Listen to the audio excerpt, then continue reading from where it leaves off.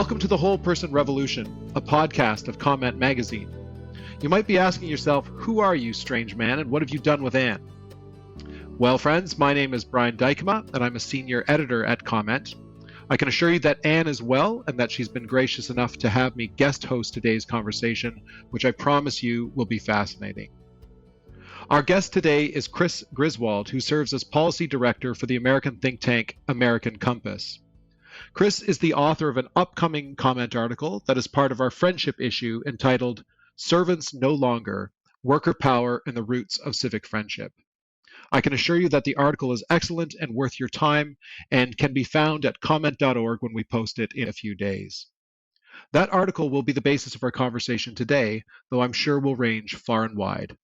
Welcome, Chris. Thanks, brother. Thanks for having me. I'm excited to be here. So, Chris, I loved your article, and I hope I'm not an audience of one. So you make the interesting and I think unique case in the article that the best location to heal some of the divisions in America, including its political divisions, which you've seen have become starker, more sharp, more hostile, you make the case that the workplace is the best place to start. And you make the even stranger case that worker power might be the solution to some of our political divisions. So I have a feeling that for some of our listeners, and certainly even for me, it came as a bit of a surprise, a unique argument that you're making. So perhaps you could open for us by describing your basic argument and why you make this case. Yeah, for sure. Thanks so much for having me. It's fun to be able to do this with a friend, and we're talking about civic friendship. I do think that the workplace has enormous power to be a place that nurtures healthy bonds of connection between members of a society. And maybe that is counterintuitive, but let me start with the question of why make this case. I think all of us are looking at our present moment of fraying social fabric and declining faith in the American democratic project, and wondering what to do about it. We're in a pretty rough state at the moment, and we're looking at this widespread decline in faith in democracy and suspicions that democracy cannot actually work. And alongside that, we also have declining faith in American institutions, including the workplace. Right. So a majority of American workers feel disenfranchised at work. Thomas Cochin at MIT calls this the voice gap. This is the kind of huge distance between the voice that people think they should have at work and the voice they actually do have at work on compensation and benefits, but also a lot of other things on protection from abuses, on their employers' values, on the respect that they are shown as employees, and a tremendous number of Americans experience this voice gap. We've done research at American Compass as well that shows that disenchantment among working Americans. But so, I start there. Why talk about the workplace is because it's a microcosm of our wider shared life as a society. And if the question is how do we foster a belief in the American project, in confidence that this society really is a truly shared endeavor that can serve all of its members, I don't think it's possible to answer that question really without also answering the question of how to foster belief and confidence that the workplace can be a site of shared, cooperative, mutual endeavor rather than a site of exploitation and conflict. To do that, we're going to need to update our economic framework. Maybe not update so much as recover some older wisdom that we've chosen to ignore. We've given ourselves over, in my opinion, to an economic theory that refuses to acknowledge the reality of what labor is and what it does. And we need to change that and change our policy along with it. And we need to start with mechanisms of worker power, right? For workers to feel like they are true partners in a shared endeavor, they need to be able to encounter the other parties to that endeavor, capital management, as equal partners. And workers can't do that unless they have mechanisms of collective power. And Adam Smith knew that. John Stuart Mill knew that. These kind of classic fathers of of economic thinking, we're well aware that employers have the upper hand in negotiations with workers unless workers can speak in a unified way. I think the wisdom of the past teaches us that this broader sense of civic togetherness and believing ourselves to be partnered in a shared nation requires that we also feel in it together on the economic level, and that we need mechanisms of worker power to make that possible. And in a democracy, you can't have one without the other, in my view, at least not in a stable and healthy way. Right. In fact, you say that in the piece. You say democracy was, you're sort of citing Martin Luther King Jr., one of his speeches at the AFL-CIO. And he was making the case that the civil rights movement and the labor movement should see themselves as aligned on a joint project. And he says, together we can be the architects of democracy and bring into full realization the dream of American democracy, a dream yet unfulfilled. And you're sort of saying in your piece that, democracy cannot be complete and can't remain stable without a working public empowered to fully participate in the nation's economic life. So let's just say, like, I buy that. Like, we're all on board with Martin Luther King Jr. We think he's right. We think that what you're making is right. I guess people might be able to see that as like something important for the workplace. They say, okay, I'm not feeling empowered in my job. I come to my job every day. I don't have any real say in my hours. I don't have any real say in the running of the business. I have insights into how to make this place better, but there's no real place for me to do it. I feel like I'm being used. Yes. Which is not a human thing, right? This is called the whole person revolution. Yes. And the person feels like, I'm not a person, I'm a tool. Yes. I get it that if all of a sudden you gave a voice to the worker in the workplace, they could feel a lot better as a worker. But you're taking that one step further, and you're saying there's something that if we were to address that, we would actually make them a better citizen. And so the sort of language you use to describe that is civic friendship. That workplace, if we could instill civic friendship in the workplace, that would sort of spill over or bubble over into our political life together. Maybe. Can you talk to us a little bit about civic friendship? So what is it, and how does that thing happen in the workplace spill over into our political life together? Yeah, sure. So civic friendship is a term from Aristotle. Aristotle uses civic friendship to describe the bonds that emerge from a sense of common purpose in a shared project, especially a shared political project, right? So the philosopher Paul Ludwig describes this as agreement on a shared political system, right? When citizens or members of a society agree on these broad matters, they are civic friends. And that's kind of intuitive, right? If we have a shared commitment to a common endeavor, that can result in a kind of general goodwill from one to another. And that goodwill, those bonds, are the stuff of civic friendship, this kind of basic level of regard for one another, because there are fellows and partners in a system we all subscribe to. And for Aristotle, that's part of what allows a society to remain whole instead of fragmenting into warring sub-communities, into kind of tribal politics. I think that means that in civic friendship in America is most conspicuous by its absence. Unified by civic friendship is a pretty good description of what America is not at the moment, right? Yeah, fair enough. And so I think Aristotle, offers us something really, really interesting here. And there's a crucial point, right? So not to dive deep, and I'm not an expert in Aristotle, and I'm sure some of your listeners are. So I say this with due humility, but for Aristotle, there are different kinds of friendship, right? There's friendships of pleasure, right? That's your buddy that you play basketball with. The fun of that activity is the thing that you share, right? That's why you're my friend, because I buy you beers, and that's right. There's friendships of virtue, right? Based on admiration for the quality of another's character, right? That's why I'm friends with you, right? Because of my deep admiration for the quality of your character. This is the mutual aid. This is the Mutual Admiration Society, That's listeners, just for the record. No, but so the friendships are based on, are defined or categorized by the nature of the thing that you share, right? Is it pleasure? Is it a shared sense of virtue? But there are also, friendships of utility.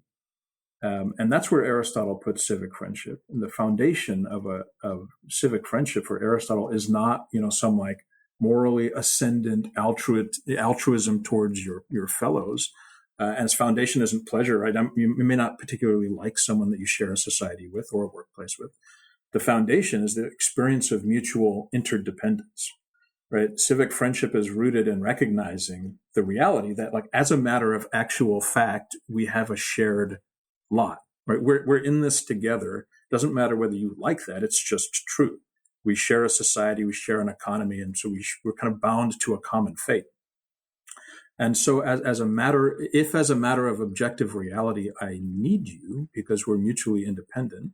And when we recognize that fact, then it becomes clearer that mutual cooperation might be a pretty smart idea. And this is especially obvious in economic relationships, right? And a value of mutual advantage. And so the experience of like a practical utilitarian mutuality can start to build bonds of broad agreement and goodwill, about how to live together in a society, in an economy, and can kind of plant the seeds of some basic level of feeling of commonality.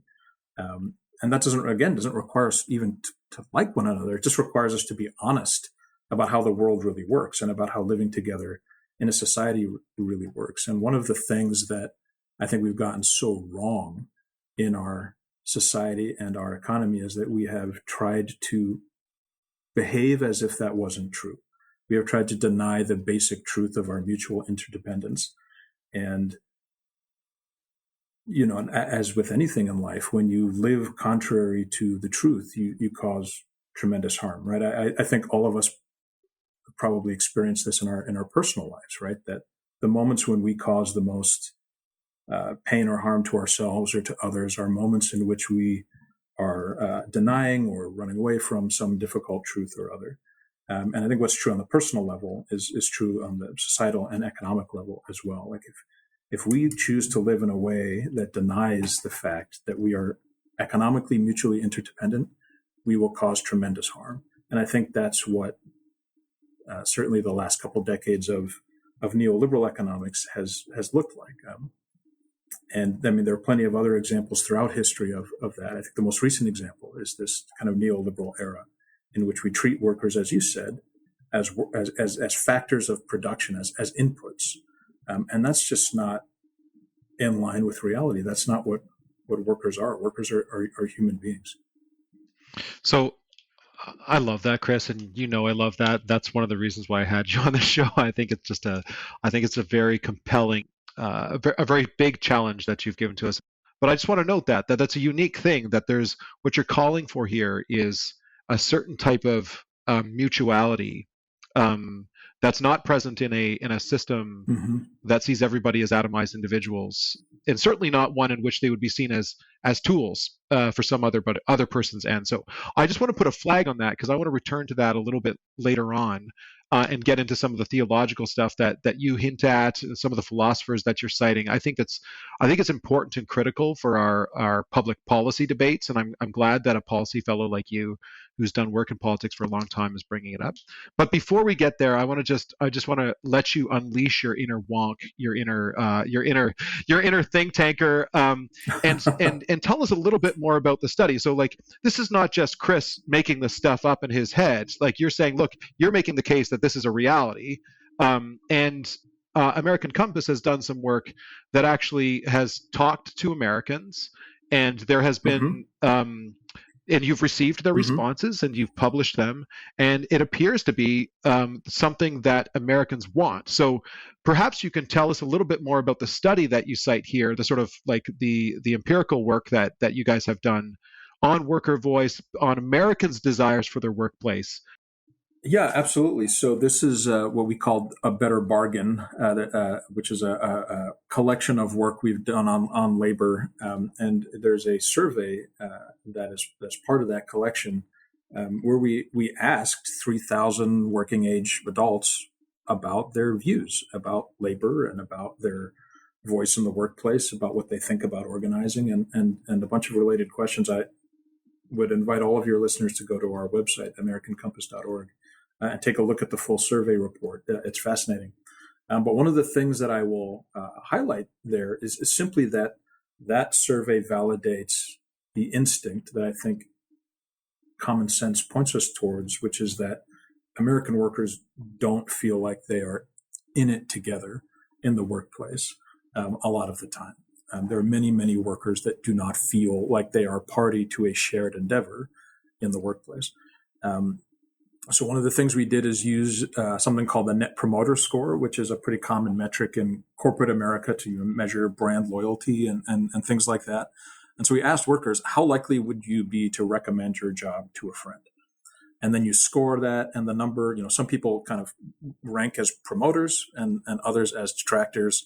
And you just add those figures, right? The number of promoters minus the share of detractors offers a number, a percentage number that gives you a sense of worker sentiment towards their employers. And what we found is that this question of voice gap that I mentioned matters a whole lot. So workers who say that they don't have enough influence at work give their jobs a net promoter score of negative 48%. Those who feel that they have about the right amount of influence in their job give score their jobs at plus 15%. You can see this even more dramatically in like the quality of labor management relations.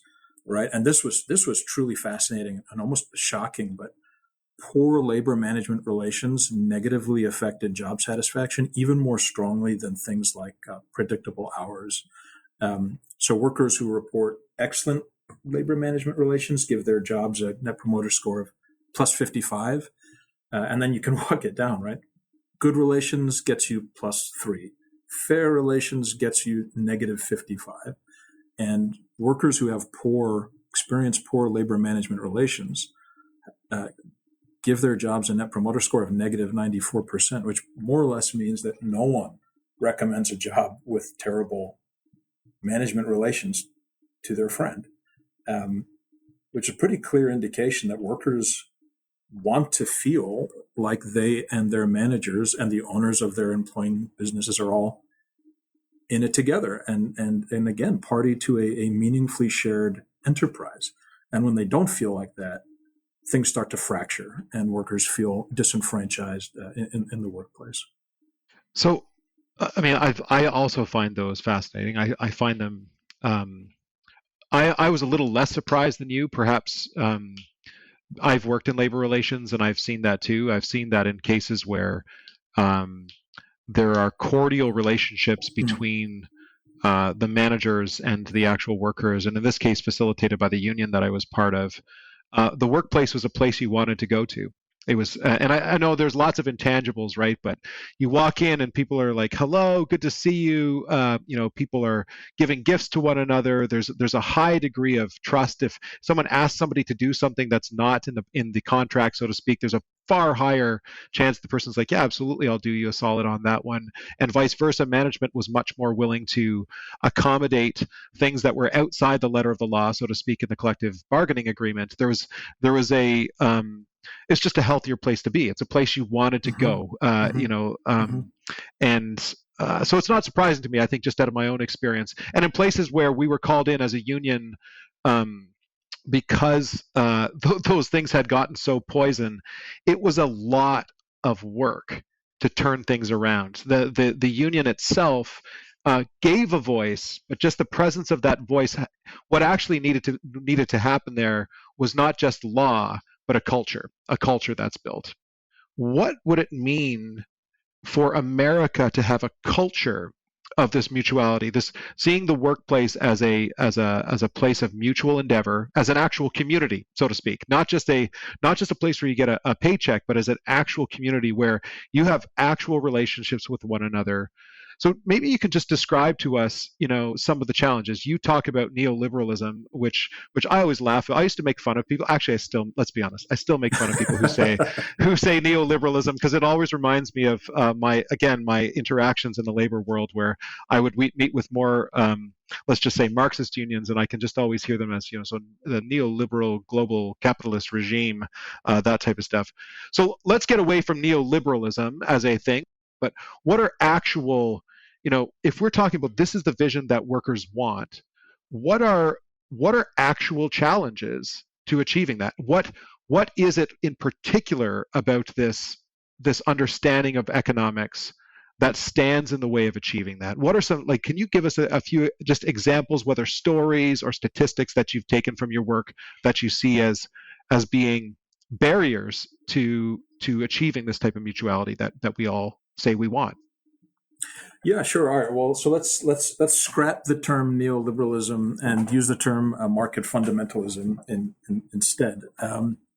And let me back up and then kind of build towards an answer to your question. So, work is an inherently shared enterprise just by its nature, right? No one can build a building alone, or run a hospital alone, or make semiconductors alone, which we're talking a lot about in the U.S. at the moment.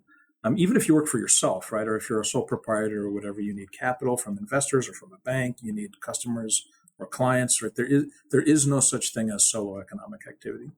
And so work, and this speaks to the kind of philosophical point that work is a place where we encounter that just basic reality that whether we want to or not, we need one another. And this is why I think attempts to ignore that mutual interdependence are so destructive.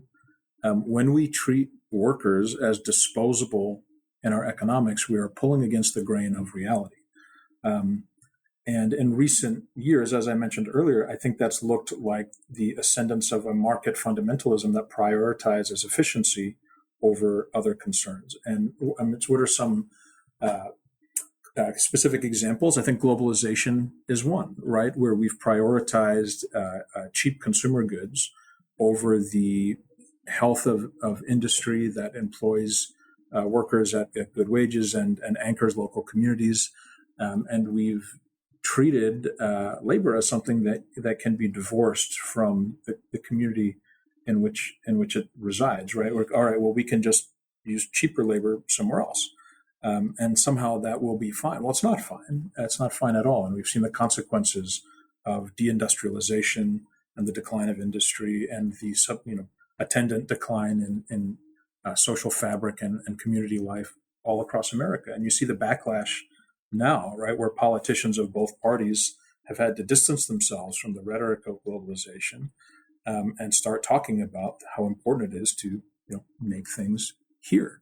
For example, I think the financialization of the economy is another example of how this gets expressed, right? If we treat some of the speculative financial engineering that Wall Street does as just as economically valuable as actual productive activity, well, then we start to measure things really, really weirdly, and it's easier to devalue the role that workers in their own communities play.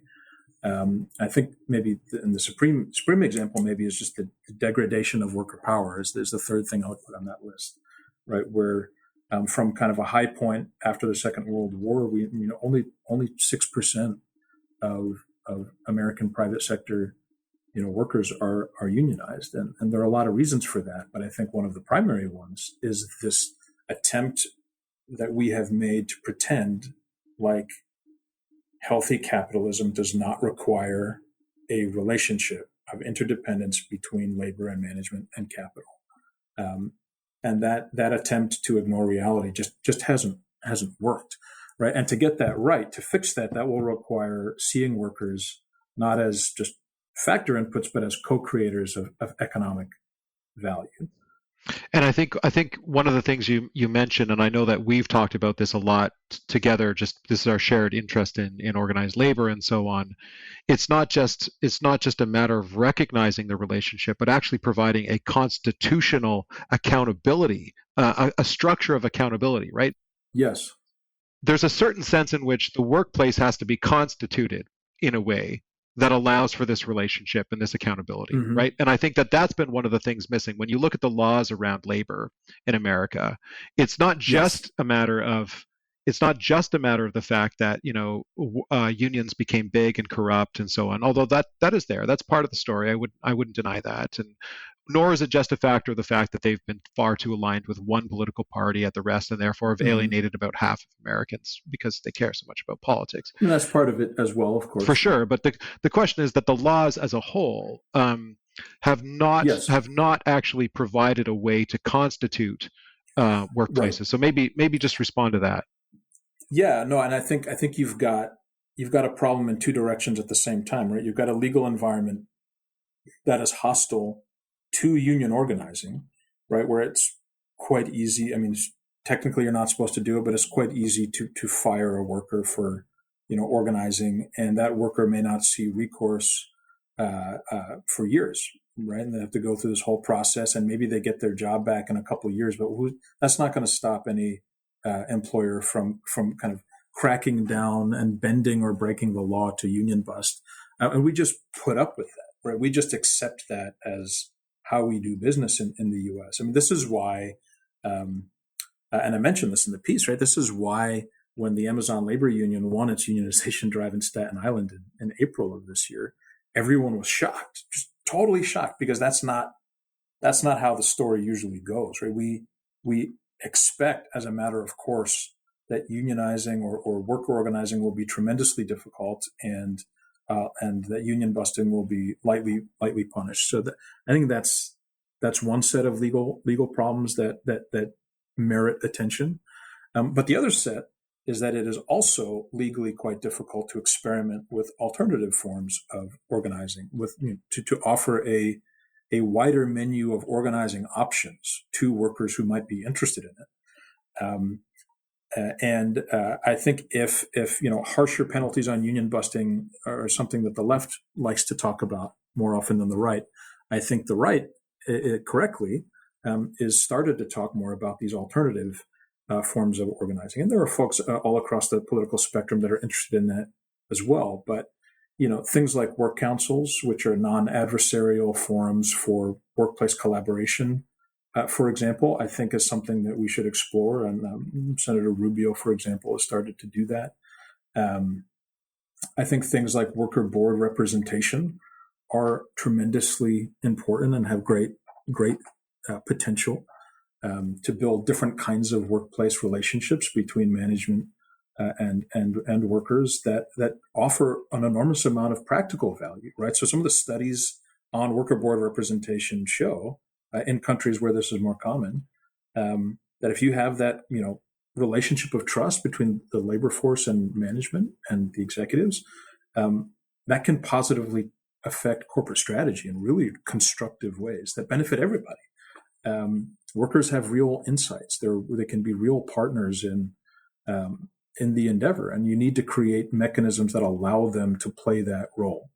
And we do a pretty bad job in the U.S. of offering a diversity of options, a range of options for how workers might choose to do that. So I think we've got to violate some orthodoxies and kind of kill some sacred cows on both the left and the right in terms of things they're uncomfortable dealing with. But we need to crack down on union busting and actually make it easier for workers to organize when they choose, and at the same time push back on some of organized labor's dyed-in-the-wool ways and say, hey, we got to be really creative about what else we might offer workers.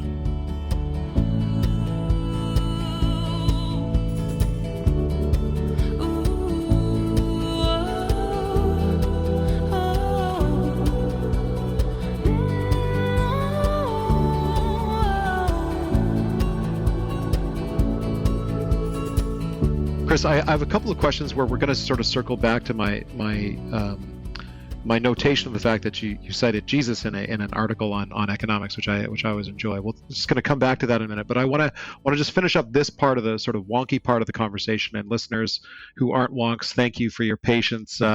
This is just a glimpse into a beer that Chris and I would normally have, so I hope that's okay with you guys. But I'm going to ask one more question because I think it's an important one. You talk about market fundamentalism. And I agree with you. I think fundamentalism of any sort, including religious fundamentalism, I'm a Christian. I'm one of these weird ones that actually believes that Jesus Christ came into this world and was alive and died and rose again. And I'm a weird one in that way. But I would balk at fundamentalism, and I've seen its many many problems. So you can describe for me the difference between healthy markets, a market economy, so to speak, that does not, we always talk at Cardis about the difference between a market economy and a market society. And market society is effectively a type of fundamentalism that would try to transform every human relationship into an economic one, or see it primarily. Is that what you mean by market fundamentalism? Yes. What is it that you mean? Like you cited globalization and financialization. I get those two. Might push back on globalization a bit, but tell us a little bit, but just specifically what you mean by the difference between market fundamentalism. I'm presuming you don't want sort of central command as the alternative. No. I think the maybe the most basic way I would say it is, and this is obviously not an original line, but that markets exist to serve people, not the other way around.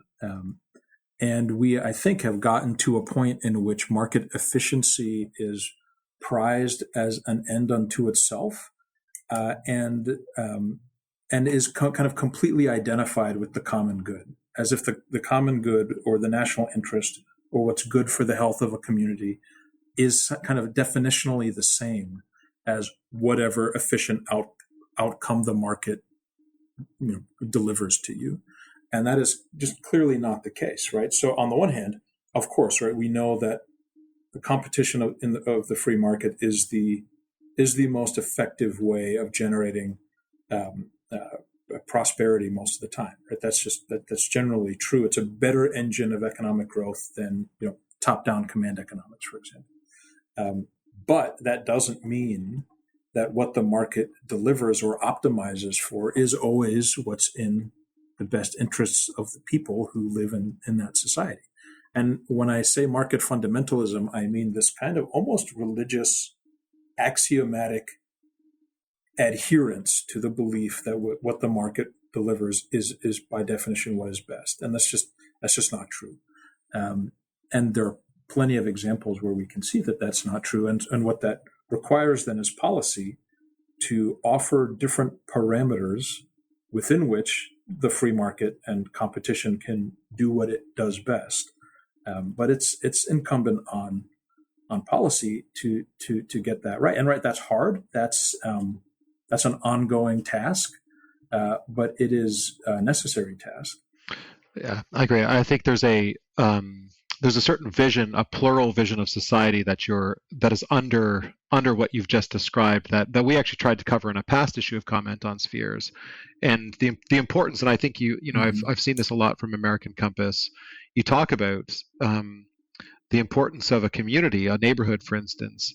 Nobody thinks of their neighborhood primarily as an economic producer, right? You think of it in terms of your local soccer team, right. your football club, your marching band, all the other stuff that people do or that they should do, that makes up part of what it means to be a whole person. And again, we're getting back to that. I think that's the vision you're describing is actually a whole. It's a whole society that sees the human being as a much more complicated and sort of multi-purpose being. Yes. Yeah. Yes. Yeah. Okay, so that's great stuff. You have a segment in your article which I particularly enjoyed that says, speaks from servants to friends, and of course you're highlighting that epigraph and you're using that as a sort of jumping off part. Tell us a little bit about, and this is getting into some of the writers you cite too, Chris. You cite John Paul II, you cite Martin Luther King Jr., people who don't normally show up in economic discourse, or at least not as, let's just say they don't show up as widely as we may want them to. Tell us a little bit about what you're getting at with this notion of from servants to friends. So what I see, that the relationship of a servant is a transactional one, and a friend is a deeper one. Like there's something more going on with a friendship. You talk about the different types of friendship, pleasure, virtue, all the rest of that stuff. Would somebody be able to read your piece and say the economy can make you a better person? Like, is that what you're getting at here? Yeah, well, let me maybe back up a bit and answer your question about why all of these writers are showing up in what is essentially kind of a paper that points towards policy, right? And I think what all of these thinkers have in common, right? Aristotle and Martin Luther King and John Paul II and the writer of the Gospel of John, they're all grappling with how we choose to live together in a community, in a society, in a local community, in a workplace community, in a national community. And those questions are, of course, like very intimately related to economics. So how could they not be, right? The economy and society are just two ways of describing the choices we make about how to live together, how to arrange our lives in relation to one another. In the case of the economy, our material lives in relation to one another. Of course, they're related. They speak to different aspects of the same question of community. Which I guess is also, I mean, these writers, in a sense, are all grappling with politics, right? In the deep sense, not the partisan sense, but in the deep philosophical sense of like, how do we make these choices about how to live together? What guides us as we make these choices? Incidentally, to what we just talked about before, I think this is part of why it's so damaging to see economics as this kind of scientific, mathematical, academic discipline that's only proper places over here to the side. That's just a deeply impoverished vision of the matter. It's also a dishonest one, as we've said, right? And that's just not how the world works. I agree with those who say that economics is just the word people use to obscure political choices with math, right? And often, yeah. And a better term is probably political economy, right? It's an older term that we should bring back. Yes. And each of these thinkers has a lot to teach us about how we make those choices, those political economy choices. So we talked about Aristotle's civic friendship. And if it feels like we're fellows in a common endeavor, we can find grounds for goodwill. But the question that I think is so urgent, at least for American society, is how does a society ensure that its members really do believe themselves to be members in a shared or common endeavor with common goals and shared outcomes? And I think this is one of the many points in which King's thought is so powerful, right? He points us back to how important economics are to this dynamic. And you mentioned his speech in 1961 to the AFL-CIO in Miami Beach. And that's a fascinating story, right? He was headed into a very tense situation where organized labor was divided about its posture towards the civil rights movement. AFL-CIO particularly was kind of plagued with internal dissension over this question. And King was trying to address that, and he addressed it very bluntly. And as you mentioned, he told that convention that civil rights and labor movements had to work together because their aims were inseparable, right? That democracy is not complete and can't be stable unless workers are empowered to fully participate in the nation's economic life. Access, to the ballot box was essential, but so was a collective voice in the workplace. You need both. Real civic equality needs both. The ability to fully participate in the life of a community implies and requires the ability to fully participate in economic life. And if we get that right, if we structure our economy to allow workers to do that, then, which by the way, right, requires mechanisms of collective worker power, as we've said, then maybe we can achieve what Aristotle is talking about. And that's what John Paul II points us to, right? That work has this unique potential to unite people in a community if the parties to that exercise can encounter one another as equals, as partners, on equal terms, and recognize the dignity that they each bring and the necessity to the economic engine that they each represent. If we get that right, then maybe the workplace can be constitutive of a healthier social fabric, because it becomes a place where we can experience that that sense of genuinely being in something together as equal partners in a shared endeavor in the same boat. And that, I think, is the difference between servants and friends. As you said, servants is a transactional relationship, but it's also a relationship with a pretty serious power differential, right? Especially in Rome.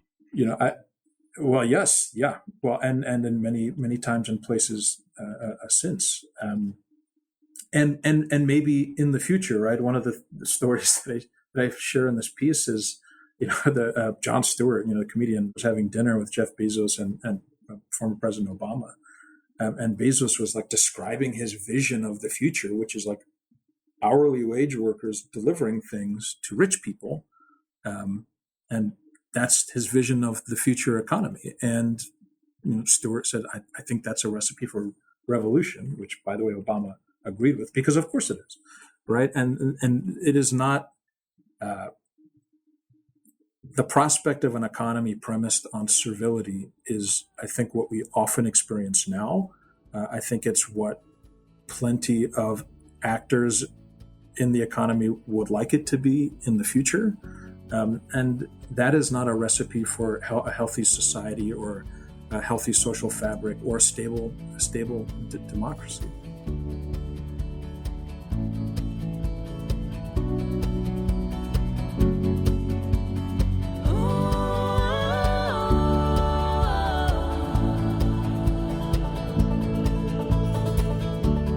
Yeah, I mean, it's so much there. I mean, just the bit about the common good of the endeavor. The fact that the worker, this is something that I cite on a regular basis, in fact, for a piece we did for American Compass, that sees the worker as a human agent capable of deciding for him or herself, right? The fact that this is a person with a personality and with cognition and with desires and insights that's actually has agency, and that's the power bit. That's the ability to enact their will in some way upon that. And I think that itself, that vision, is so different from a vision of servanthood, let alone slavery, which I think is the fascinating thing, which is of course deeply part of the American and Canadian history, and why I find this so fascinating. How much of a role that Martin Luther King Jr. paints, and the alternative that he provides. It's not one of sort of revolution, although he was not shy of sort of action. But what he's looking for is that agency that is so far different from the slavery in which there was absolutely no agency, and that sort of partial agency given to servants in a hierarchical relationship, and the difference between friendship. And so I'm going to just read a little bit that quote, and then I'd love you to talk about the prospects of this vision of economics that you're talking about and its alignment with King's on some of the racial issues in the States. If we could achieve the picture, Chris, that you are trying to achieve, that he was advocating for, the sort of link between democratic life and economic security and economic voice, he talks about then and only then the brotherhood of man undergirded by economic security will be a thrilling and creative reality. I don't think it's a mistake or an accident that he uses the word thrilling and creative, because that's at the heart of, like, the encounter with a human being is itself a bit of a thrill, right? You've got this complicated creature who's in many ways secret, in some ways secret, but as they open themselves up to you, as they work together and join in a creative endeavor, you can actually do something rather than simply checking boxes or what have you. So I find that classically King in terms of its inspiration for me. But maybe you can talk a little bit about this vision. Martin Luther King's work on labor and economics doesn't get cited as often as some of his other stuff that's people deem to be purely racial. More people know the "I Have a Dream" speech than his speech that you cite to the AFL-CIO. Maybe you can describe for us how his insights might challenge America and perhaps even the rest of us. In Canada, we have our own issues with employment, particularly with Indigenous people. Cardis has done a paper on Indigenous employment. Maybe speak to the prospect of this view for some of those, for reconciliation, and not only reconciliation, but actually a movement towards a thrilling and creative reality. Yeah, I will answer this question with appropriate fear and trembling. I think King may well be like the most misquoted man in American political discourse. Yeah, and I am very reluctant to join the long list of people who misquote him and misuse his thought. And look, I'm no expert in his thought, but what I think he meant in these speeches to labor is that participation in democratic life is not complete without access to participation in economic life. I mean, that, as you said, democratic legitimacy is related to economic security. The philosopher Tommy Shelby, who is an expert in King's thought, put it this way, and I'll just read you the quote.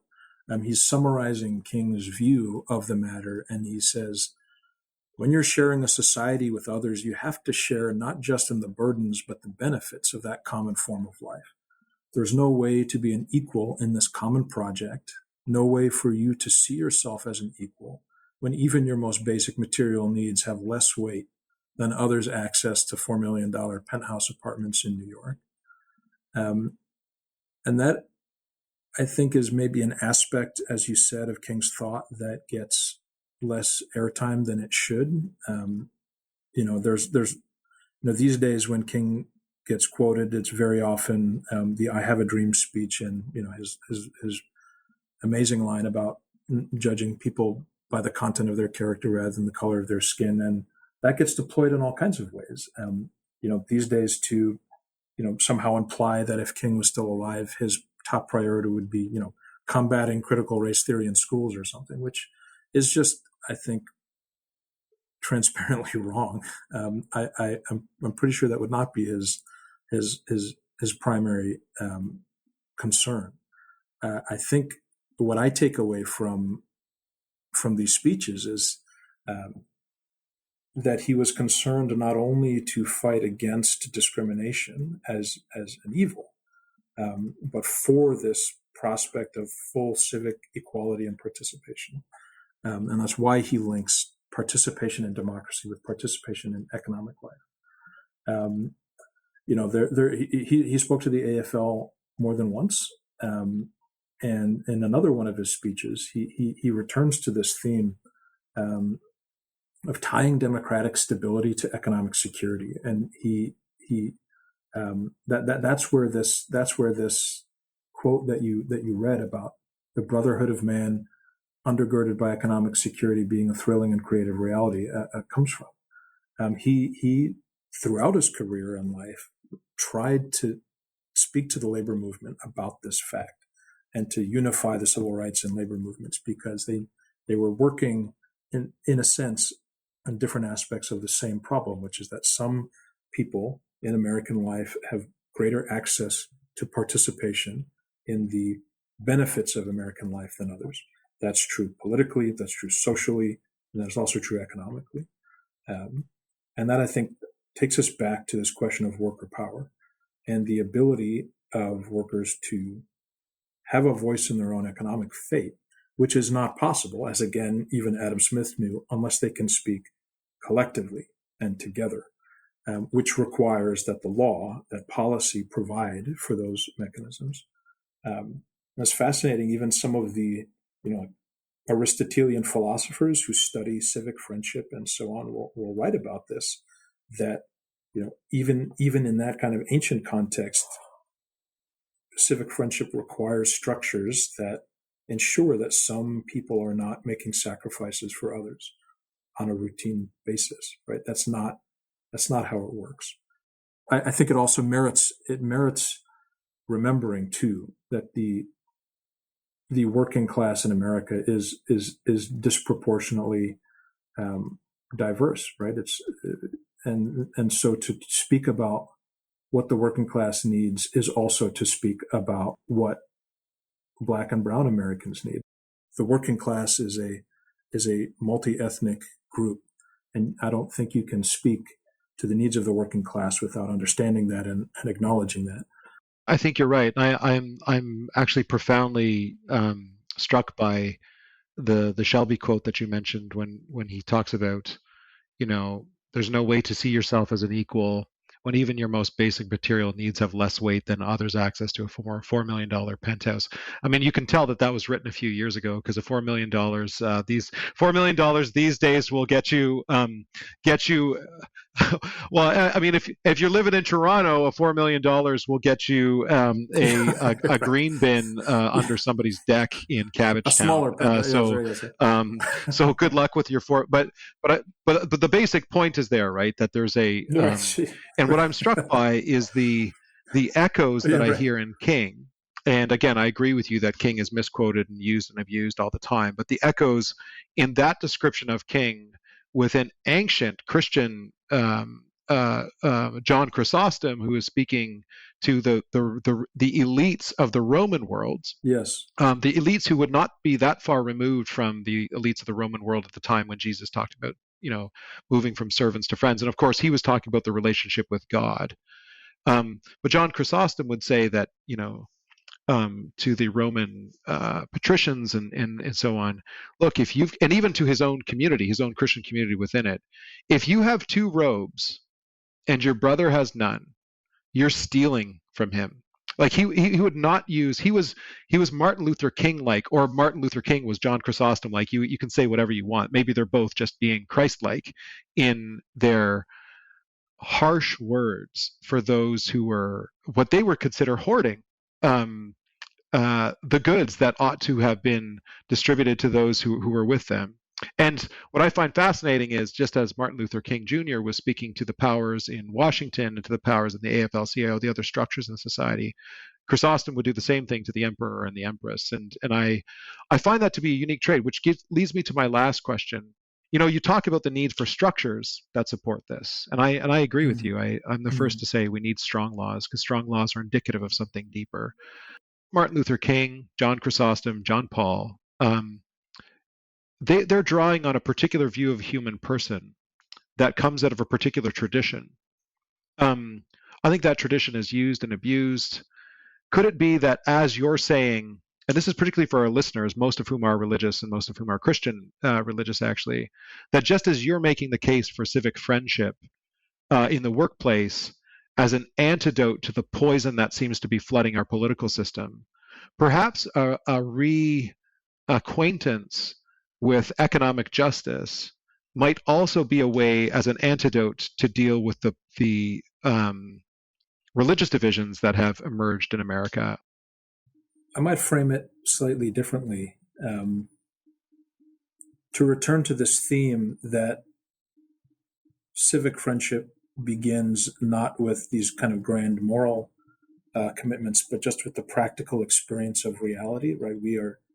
We are interdependent economically, for example, whether we want to be or not. I think that's a really useful frame of mind, right? To start just by asking, what is in fact the case? What is true? And for me, it is true that the human person has an inherent dignity and moral worth and value. And that's just the starting point.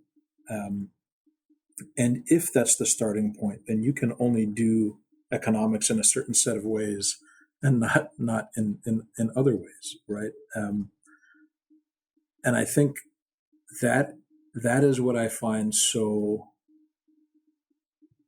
moving or appealing about this story in the Gospel of John, right? So Christ is speaking to his disciples, and he says, "No longer do I call you servants, but friends." And as you said, right, the transition of servant to friend is one of servility to kind of mutuality. But then he says, "I no longer call you servants, but friends, if you do whatsoever I command you," right? And that's a almost kind of flatly self-contradictory thing, right? How can a friendship, which is a mutual thing, be premised on subservience and obedience? And that paradox is compelling, and because it draws us to the rest of that paragraph in the Gospel of John, in which Christ says, "And this is my command, that you love one another." And the move there, the rhetorical move is brilliant, right? So for the gospel writer who sees Christ as his Lord with legitimate authority to demand subservience, for the gospel writer, that's not what Christ does with that legitimate authority.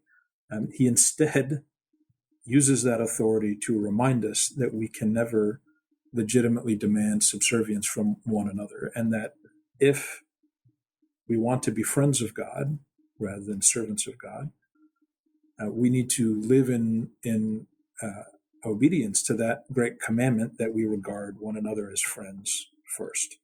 And so these grand kind of things start in the mundane, right? If I want to be in tune with ultimate metaphysical reality, I can't possibly do that unless I first recognize the much more kind of earthbound reality that I am interdependent with you, that you are just as valuable as I am, that we share equal dignity and standing with one another.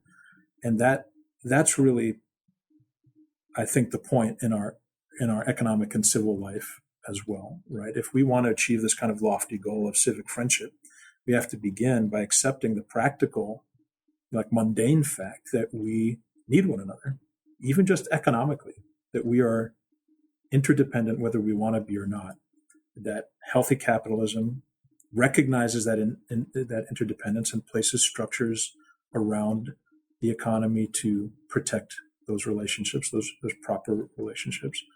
And that out of that, we can start to see that the possibility of an economy that treats us all as participants in a shared project rather than some who are dominated by and subservient to others. And, I think we saw the pandemic in America was a particularly brutal moment where even if people wanted to pretend like it wasn't true, it was clearly true. We saw the gap between,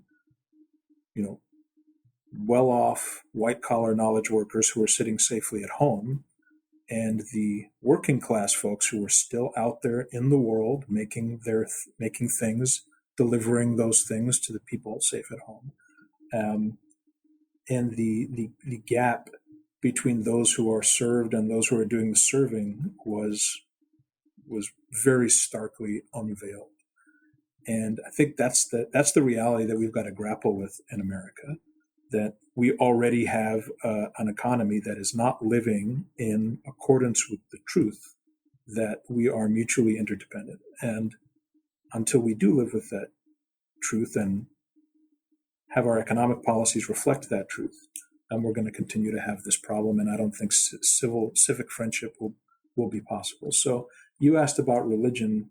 For me, I find that story and that tradition very powerful. Obviously, Martin Luther King did as well. I mean, he was a preacher by profession, right? But I think maybe even more important than what religious affiliation you have, the question is it actually true in reality that what these traditions teach is right? Is it true that we have inherent and infinite value and worth and are therefore equal to one another and with one another, whether we want to be or not?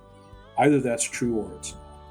And that's the question, I think. That's the bottom line. Right? That's what matters for economic and social life, and whether it will be healthy or not. My guest today has been Chris Griswold. Chris, thank you so much for being part of the Whole Person Revolution. This is, as I expected, an excellent conversation. So thank you very much for being part of it. Thanks so much for having me.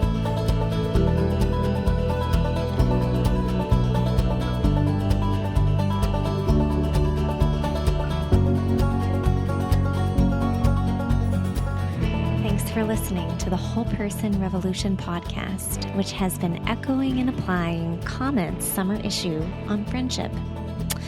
We're going to take a break for a month or so as we prepare a new theme to unleash this fall, namely the restoration of the human. But don't go away.